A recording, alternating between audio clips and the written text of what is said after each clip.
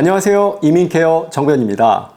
이번 영상은 영주권 FAQ 2편, 지난번에 이어서 영주권 취득과 유지에 관련해서 질문 많이 하시는 내용들에 대해 말씀 나눠보도록 하겠습니다.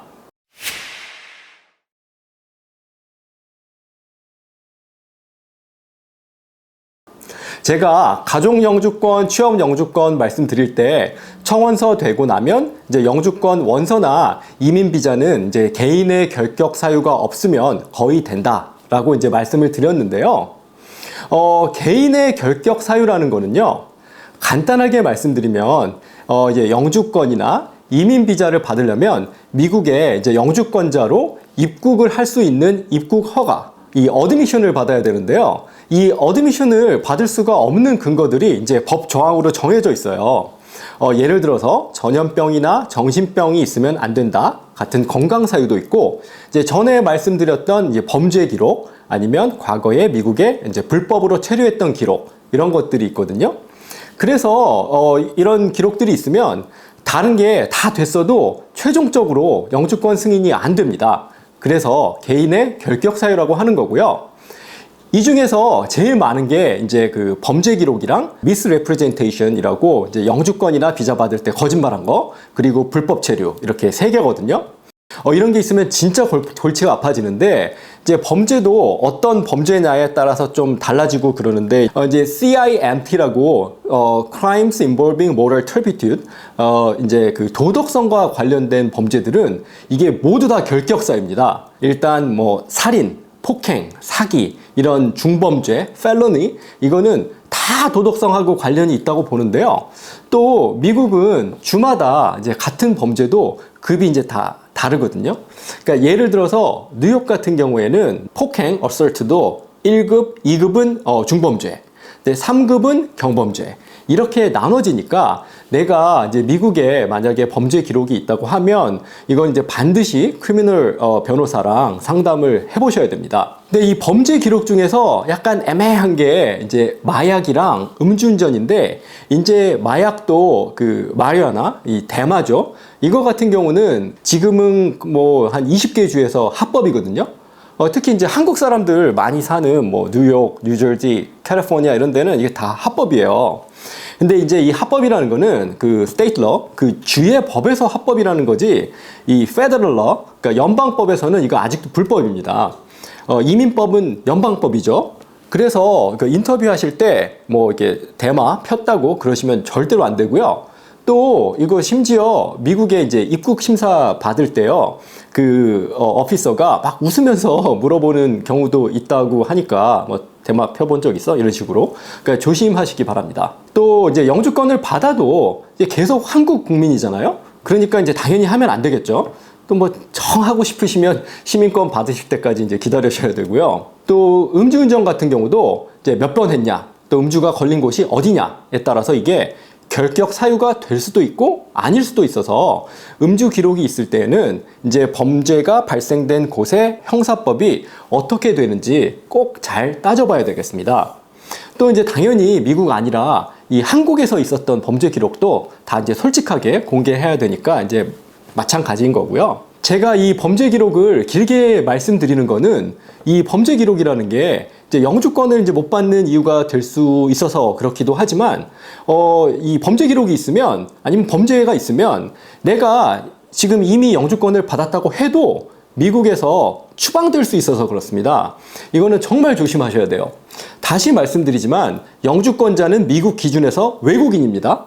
그러니까 미국 시민이 아니기 때문에 이게 문제가 생기면 처벌은 처벌대로 받고 또 추방까지 당할 수가 있습니다. 이렇게 어드미션을 받을 수 없는 사유들이 있으면 영주권을 한 번에 받을 수가 없고, 그 사유에 맞는 웨이버라는 거를 통해서 이제 용서, 사면을 받는 절차가 필요한데요.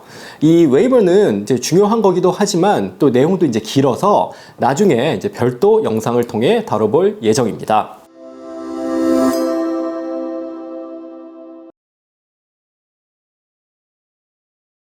요즘에는 영주권 받은 이후에 한국, 미국 왔다 갔다 하시면서 사시는 분들도 많이 계시는데요.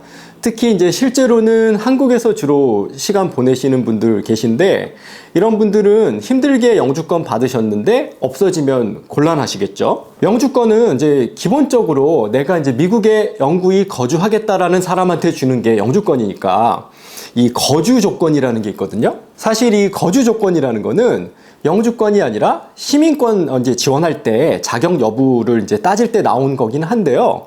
이제 간단하게 말씀드리면 영주권자가 미국 밖에서 6개월 미만으로 있었다. 그러면 미국에 거주하겠다는 의사를 이제 포기하지 않은 걸로 보고요. 그러니까 이제 한국 갔다가 6개월 되기 전에 미국에 돌아오면 이제 괜찮다는 얘기죠. 근데 이제 6개월은 넘었는데 1년은 안 됐다. 이러면 이제 거주 의사를 포기한 걸로 간주를 하긴 하는데 그걸 이제 뒤집을 수 있고요. 딱 6개월, 1년 이렇게 절대적으로 기간으로만 이제 정해진 건 아니고요. 애초에 해외에 왜 나가게 됐는지, 왜 밖에 오래 있을 수밖에 없었는지 이런 걸 전체적으로 다 보거든요. 결국은 내가 돌아올 때 입국 심사를 하는 오피서의 재량에 달린 부분이 많기 때문에 만약에 내가 영주권자인데 한국에 6개월 이상 오래 있다가 들어간다 할 경우에는 미리 관련 서류를 준비하시는 게 필요하겠습니다. 예를 들어서 미국에 이제 가족들 있으면 가족들 주소, 또 이제 뭐 전화번호라던가 아니면 집 임대 계약서, 내 은행 계좌, 세금 신고한 서류 이런 것들 준비하시는 게 좋겠고요. 근데 또 만약에 1년 넘게 미국 밖에 있었다 그러면 이거는 이제 자동으로 이 사람이 더 이상 미국에 거주하지 않는 걸로 봅니다. 한 가지 더, 이게 미국에 이제 입국하실 때 그냥 이제 영주권 유지하는 차원에서 괌이나 하와이 이런 데 이제 휴가 겸해서 가까우니까 가시는 분들도 계시거든요. 이제 꼭 그런 건 아니지만 이제 자꾸 괌이나 하와이만 자꾸 가게 되면 이제 혹시 그 입국할 때요, 당신은 집 주소가 어딘데 계속 여기만 오냐고 문제 삼을 수도 있고 그러니까 조심하셔야 되고, 또 이렇게 또 6개월 미만으로 왔다 갔다 하는 것도 이게 오랫동안 계속 반복되면 이제 문제 삼을 수도 있습니다.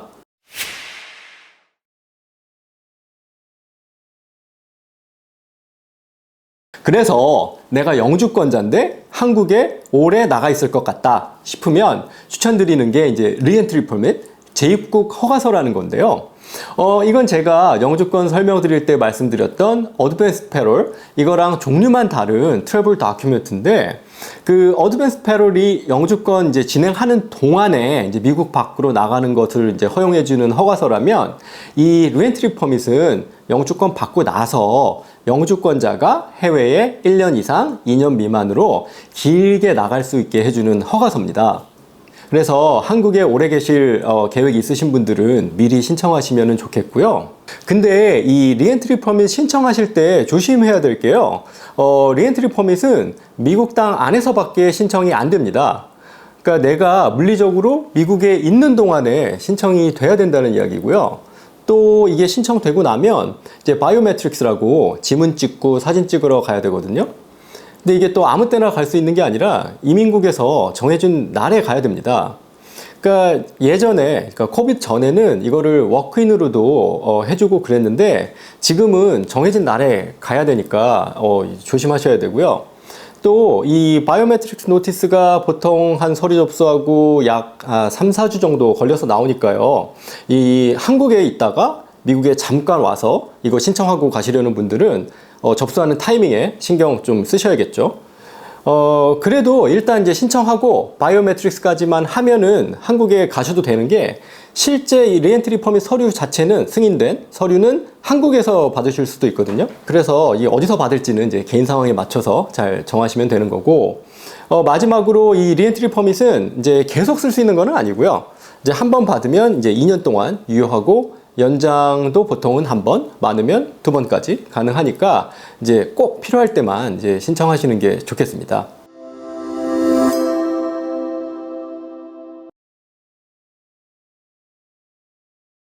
가끔 공항에서 입국 심사할 때 내 앞에 있는 사람이 저 옆에 방으로 불려가는 거 본 적 있으세요? 그게 이제 남일이면 그냥 뭐 가나보다 하는데, 만약에 나한테 그런 일이 생긴다면, 게다가 자꾸 그런 일이 생긴다면 생각만 해도 불쾌하죠. 이렇게 공항에서 옆방으로 이렇게 불려가는 거를 그 secondary inspection이라고 하는데, 이거는 꼭 외국인들한테만 있는 일은 아니고요. 시민권자 포함해서 누구든지 이제 입국 심사할 때 조금 의심스럽다 하는 이제 기록이나 정황이 있으면 이제 발생할 수 있는 일인데, 이제 그 이유는 다양하지만 보통 영주권자 같은 경우에는요, 이제 한국에 오랫동안 있다가 미국에 돌아올 때, 아니면 이제 아까 말씀드렸던 그 뭐 음주운전 같은 범죄 기록이 남아 있는 경우, 이럴 때 생기는 경우가 많습니다. 일단 그 세컨더리 인스펙션 룸에 가게 되면은요, 이제 내 차례가 올 때까지 계속 앉아서 기약 없이 기다려야 되는 경우가 많아서 이제 뭐 비행기 연결편 놓치는 정도는 뭐 비일비재하고요. 정말 재수 없는 경우에는 이제 아침에 도착했는데 해 떨어진 다음에 나오고 그런 일도 있거든요. 근데 거기 가서 앉아 있는 것 자체가 이거 되게 힘들어요. 또 뭐 이런 말씀 드리긴 좀 그렇지만, 이제 뭐 옆에 보면 다 이제 중동 사람들 앉아 있고, 또 이제 같이 나랑 온 일행들은 이미 다 나갔는데 혼자서 거기 그냥 있고 그러면 좀 이제 당혹스럽고 그럴 수도 있습니다. 그럼 영주권자들 같은 경우에 이 secondary inspection 이거를 피하려면 어떻게 해야 될까요? 먼저 이제 아까 말씀드린 것처럼 그 거주 조건 이거를 잘 지키시는 게 첫 번째고요. 범죄 기록 이거는 당연히 없어야겠죠. 근데 그럼에도 불구하고 어찌됐건 일단 세컨더리 인스펙션 한번 갔다 그러면 다음에 입국할 때도 여기를 계속 불려갈 확률이 굉장히 높은데요. 그럴 때는 여기서 나올 때, 그러니까 이제 여권 돌려받고 이제 풀어줄 때 꼭 그 슈퍼바이저 요청하셔가지고 내가 여기에 이제 왜 온 건지 그 이유를 정확하게 물어보시는 게 좋습니다. 그래서 그 이유가 뭐 거주 조건 때문이다. 그러면 다음부터는 이제 조심할 테니까 안 좋은 기록 남기지 말아달라 이렇게 이제 이야기하는 게 또 좋겠고요.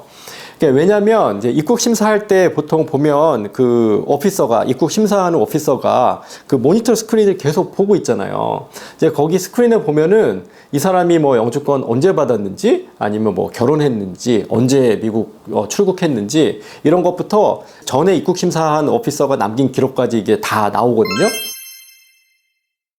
근데 만약에 그 세컨더리 인스펙션 할 때 너 문제 있으니까 추방하겠다, 뭐 자진 출국해라 이런 얘기를 듣더라도 이제 당황스러우시겠지만 이제 절대 흥분하시면 안 되고요.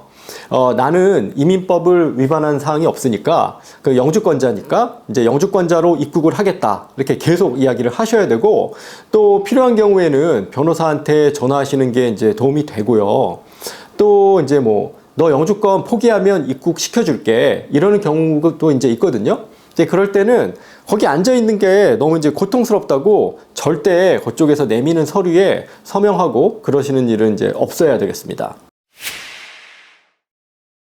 그런데 이제 계속 이런 일이 생긴다 그러면 또 DHS 트립이라고 그 Traveler Redress Inquiry 프로그램이라는 게 있는데 이거를 통해서 내가 그 세컨더리 인스펙션에 자꾸 가는 게 잘못된 거다 라는 걸 이제 어필하는 방법도 있거든요.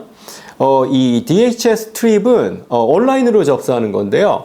이걸 하게 되면 이제 최종적으로 그 리드레스 넘버라는 걸 받아요. 그럼 이 넘버를 그 우리가 이제 비행기표 살 때 아니면 이제 공항에서 비행기 타기 전에 이제 체크인할 때 그때 이제 입력을 하면, 그러니까 입력을 한다는 거는 직접 입력을 할 수도 있고 아니면 이제 그 체크인 도와주는 분한테 이제 이야기를 해서 이거를 넣으면 내 기록이 내가 비행기 타고 가는 도중에 미리 그 입국 심사하는 그 CBP로 넘어가거든요. 그래서 이제 입국 심사할 때는 문제 없이 이렇게 해줄 수가 있으니까 자꾸 이렇게 세컨더리 인스펙션 가시는 분들은 DHS 트립 이거 이제 꼭 해두시는 게 좋겠습니다. 근데 아까 말씀드렸지만 이 세컨더리 인스펙션 가는 거는요 꼭 한국에 오래 있다가 와서 그런 것 때문만은 아니고요. 이게 별의별 이유들이 다 있거든요. 이거는 사실 제 얘기인데 제가 그 영어조건 받고 몇 년 동안을 미국에 들어올 때마다 그 세컨더리 인스펙션에 끌려갔단 말이에요. 이거는 이제 뭐 제가 변호사 되기 조금 전 얘기긴 한데요. 그래서 자꾸 끌려가니까 너무 짜증이 나잖아요. 그래서 이유를 물어봤더니 제 이름이 그 FBI에 수배 중인 사람, 그 한국 사람이겠죠? 그 사람이랑 그 철자 하나 안 틀리고 다 똑같다는 거예요. 근데 이제 아닌 거 알았잖아요? 그러니까 이제 보내주는 거잖아요. 그러면 다음에는 이제 안 끌고 가야 될 거 아니에요? 근데도 계속 데리고 가길래 제가 너무 지쳐가지고 이거 진짜 힘들다. 제발 어떻게 좀 해줘봐라. 그랬더니 거기 오피서가 저한테 하는 얘기가 이거 너 시민권 받으면 괜찮아질 거야. 그러니까 시민권 받아. 그러더라고요. 그래서 제가 되게 어처구니가 없었는데 실제로 시민권 받고 나니까 거기 가는 일이 바로 없어지더라고요. 제가 이제 그때는 변호사가 아니라서 DHS 트립 이런 것도 이제 몰랐었는데 만약 알았다면 좀 더 빨리 이런 경험 안 할 수도 있었는데 좀 아쉬웠습니다. 이런 얘기 들으니까 그 세컨더리 인스펙션 더 싫어지시죠? 그러니까 영주권 받았다고 끝이 아니니까요. 그 거주 조건 잘 지키시고 아까 말씀드린 음주운전 그리고 또 대마 이런 것도 하지 않으셔야지 공항에서 아무 문제 안 생긴다는 말씀 드립니다. 오늘은 영주권 FAQ 두 번째로 영주권을 지원할 때 개인의 결격 사유 그리고 영주권을 유지하는 방법 그리고 리엔트리 퍼밋 세컨더리 인스펙션까지 알아보았고요. 다음 영상에서는 영주권에 대해 궁금한 점 FAQ 3편으로 영주권 관련한 내용은 마무리하도록 하겠습니다.